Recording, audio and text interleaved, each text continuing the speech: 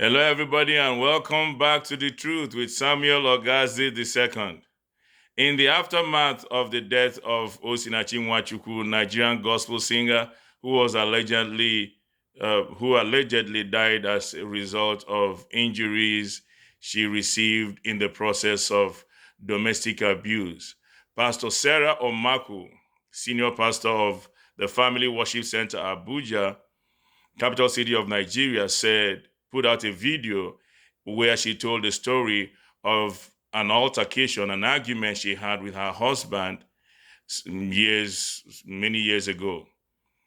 In that story, she said she made a statement. In the course of the argument, she said something that really upset him. And in a fit of rage, he pushed her against the wall and in the process scratched her. We assume he must have inflicted some kind of injury. Maybe he drew blood. And after that, when his rage came down, he fell on the floor and wept and cried and asked for forgiveness. Now, Pastor Ina Omako the late Pastor Ina Omako, he's going to be with the Lord now, was one of the most respected Nigerian clerics of his time. He was a man of impeccable character and integrity. He was a gentleman to the core. And so I was surprised when I heard that even he could exhibit some form of violence in a fit of rage. Now, after that,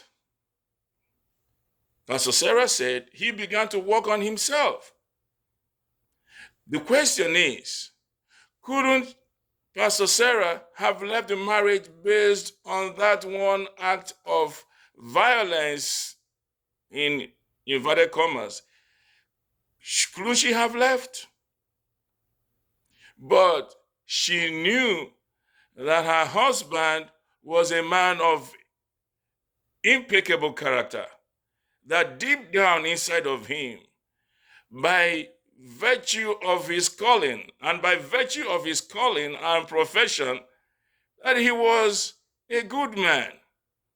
He was a man who would not resort to violence to resolve an issue normally.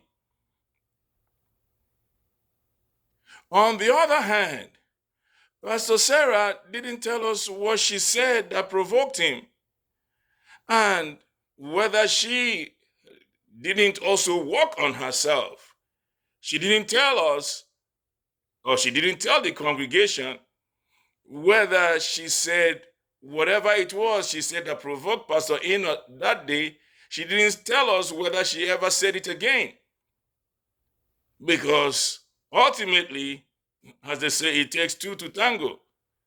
Something must have happened. There are men who are violent by nature. There are men who are psychotic.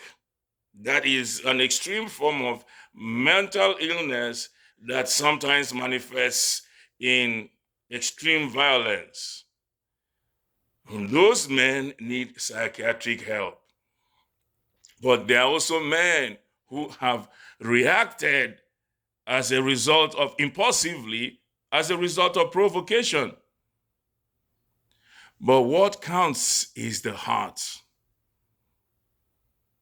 If you really love that woman, you will not want to hurt her emotionally, psychologically, or physically. And if a wife really loves her husband, submission comes naturally. She wouldn't want to hurt him. When I say submission, I say submission in inverted commas. It comes naturally.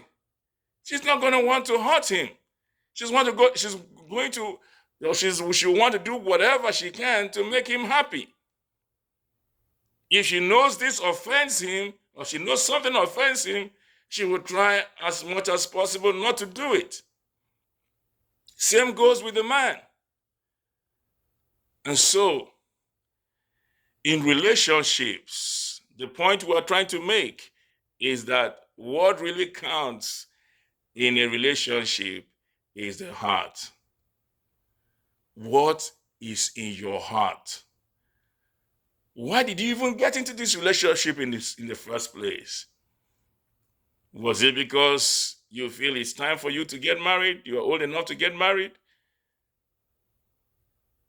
Or for some other reason?